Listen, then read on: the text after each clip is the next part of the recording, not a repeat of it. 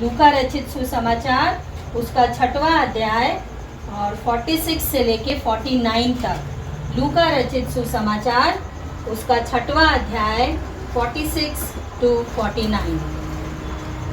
जब तुम मेरा कहना नहीं मानते तो क्यों मुझे हे प्रभु कहते हो।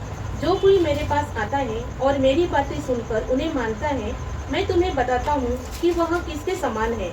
वह उस मनुष्य के समान है जिसने घर बनाते समय भूमि गहरी खोदकर चट्टान की नींव डाली, और जब बाढ़ आई तो धारा उस घर पर लगी, परंतु उसे हिला न सकी, क्योंकि वह पक्का बना था।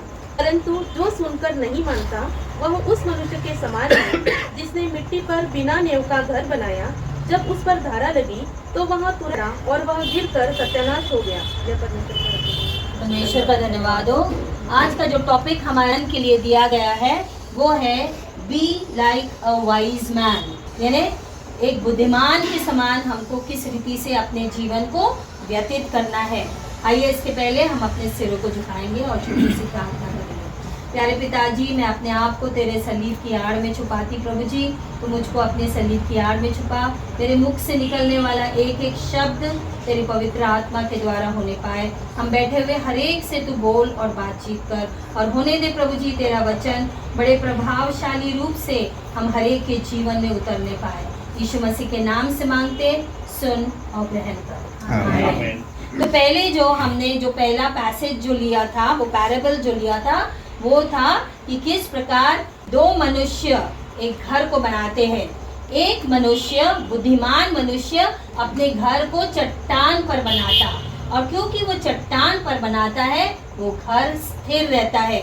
उस पर आंधी आती, तूफान आता, लेकिन वो घर स्थिर और मजबूत खड़ा रहता, क्योंकि उसका घर चट्टान पर बना था।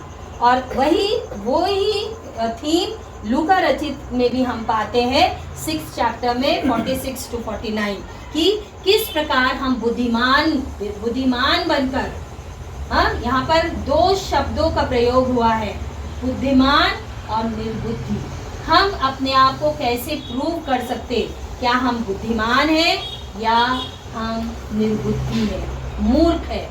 यदि हम परमेश्वर के वचन पर चलेंगे, उसके अनुसार चलेंगे, जैसे मत्ती रचित सुसमाचार में लिखा है 24वें अध्याय के पहले वचन में भी, जो कोई मेरी ये बातें सुनकर उन्हें मानता है वह उस बुद्धिमान मनुष्य की नाई ठहरेगा जिसने अपने घर को चट्टान पर बनाया।